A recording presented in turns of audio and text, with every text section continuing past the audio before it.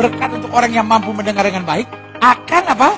Menjadi pribadi yang menyenangkan dan apa? Menjadi berkat. Pak, ada banyak hal yang istri Bapak ngomong, dia gak butuh tanggapan, gak butuh jawaban, asal Bapak mau denger aja. Tapi banyak bapak-bapak, istri baru ngomong apa? Ah, kamu begitu, terlalu boros. Sampai istri bilang, percuma gue ngomong sama laki gue. Ada banyak suami begitu.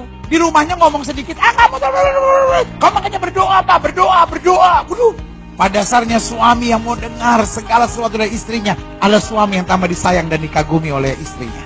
Pada dasarnya orang tua yang mau mendengar semua cerita anak-anaknya menjadi orang tua yang dikagumi oleh anak-anaknya.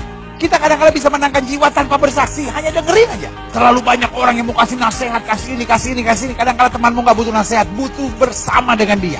Dan berkata, gue mungkin gak bisa tolong lu, tapi gue doa, Tuhan pasti bisa bela lu dan nyatakan kemuliaannya buat lu. Seni untuk mendengar, atau yang saya sebut art to listen, ya kan? Mendengar dengan benar tanpa apa? Asumsi. Sayang, kamu mau kemana? Saya mau ke Bandung. Saya mau beli baju. Kenapa beli baju aja harus ke Bandung? Karena di sana lebih murah, pilihannya banyak, dan saya senang ke daerah situ. Oh, itu namanya apa? Komunikasi. Berbicara dengan mendengar. Sayang, kamu mau kemana? Lu kok nanya-nanya? Lu curiga ya? Lu pikir gua mau selingkuh? Lu pikir gua punya perempuan lain? Itu namanya mendengar dengan asumsi. Sayang, kamu mau kemana? Saya mau ke Bandung. Oh, sebab saya baru tahu ya, kamu punya mantan sekarang udah pindah ke Bandung ya. Oh, lu mau selingkuh di Bandung ya? Pak, ceraiin gua, Pak. Ceraiin gua sekarang, sorry. Gua gak bisa diduain, Pak. Gua gak bisa diduain. Saudara gue yang kasih dalam Tuhan, ada banyak persoalan karena kita tidak mendengar dengan benar.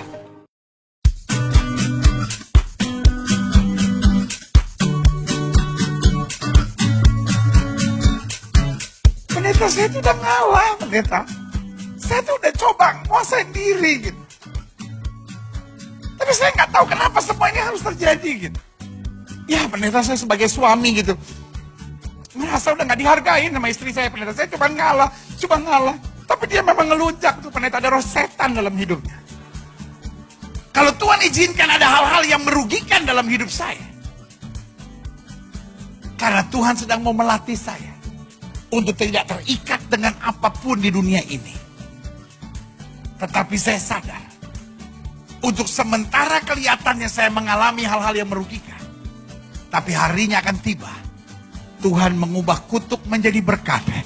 Sebagai hakim yang adil, dia memerintahkan berkat mengalir luar biasa. Yang setuju berikan tepuk tangan yang meriah. Kita hidup pada zaman dan dunia yang telah berada apa? Di bawah kutuk. Kenapa dunia bisa berada di bawah kutuk? Karena dosa dan kejahatan. Setiap kali kita memberi kesempatan kepada iblis, ada risikonya. Alkitab bilang begini, gelap dan terang gak bisa bersatu. Saudara mau melanggar, mati berdiri gak? Enggak tuh. Udahlah pendeta, kan yang kawin gue, gak usah terlalu kepo-kepo banget lah. Boleh gak saudara melanggar? Boleh. Asal siap nanggung risikonya. Hai suami, kasihlah istrimu dan janganlah berlaku kasar kepadanya. Hai istri, tunduklah kepada suamimu dan hormatilah suamimu. Boleh nggak saudara lawan? Boleh, tapi siap nanggung resikonya. Tiba-tiba suami saudara punya yang lain. Saudara nggak usah datang kepada pendeta lalu bilang, pendeta, ada roh jahat yang mengganggu suami. Setan bilang, ih, lu nyalahin gue. Kalau Tuhan kasih aturan itu untuk kebaikan saudara. Jadi setiap kita memberi kesempatan pada dosa dan kejahatan masuk, maka dia akan merasuk dan menghadirkan apa? Kutuk dan penderitaan. Sebab akan datang harinya, pemusuhmu akan mengelilingi kau dengan kubu, lalu mengepung engkau dan menghimpit kau dari segala jurusan. Dan mereka akan membinasakan kau beserta dengan pendudukmu, dan pada tembokmu mereka tidak akan membiarkan satu batu pun tinggal terletak dari batu yang lain, karena engkau tidak mengetahui saat bila mana Allah melawat engkau. Yesus menangis bukan karena dia dihina. Yesus menangis bukan karena penderitaan. Yesus menangis bukan karena dia disakiti. Tapi Yesus menangis ketika melihat orang yang harusnya diberkati, tapi nggak bisa menyadari berkat dan anugerah yang Tuhan sediakan buat dia. Harusnya kita masih bisa menangis melihat anak-anak muda yang harusnya hidupnya merdeka dan bahagia, tetapi kemudian hancurkan hidupnya hanya dengan prostitusi, hanya dengan pornografi, hanya dengan kenikmatan dan kesenangan dunia, karena mereka nggak ngerti apa yang firman rencanakan dalam hidup mereka. Harusnya kita orang yang sudah diselamatkan masih bisa menangis dan berkata, Tuhan pakai aku supaya lewat hidupku orang lain dapat tertolong. Orang yang sudah menuju neraka dapat diselamatkan karena anugerah Tuhan yang luar biasa. Kita bilang apa yang benar, apa yang mulia, apa yang sedap didengar, apa yang patut disebut kebajikan, apa yang patut dipuji. Pikirkan semuanya itu. Ada banyak orang gak bisa maju bukan karena Tuhan gak berkati dia, tapi pikirannya negatif terus. Orang kok dasarnya bersyukur. Hal kecil, hal sederhana aja, dia bersyukur pada Tuhan. Tetapi orang kok dasarnya gak bisa bersyukur. Udah begitu banyak mujizat. Ini jangan-jangan apa ya? Ini kenapa ya? Ini bagaimana ya? Boleh gak? Pikiran sudah positif. Istri-istri berpikir positif terhadap suamimu. Adik-adik muda selalu berpikir positif. Maka selalu saya bilang, adik-adik muda yang cari pasangan teman hidup, jangan cari cantiknya, jangan cari gantengnya, jangan cuma cari kayanya.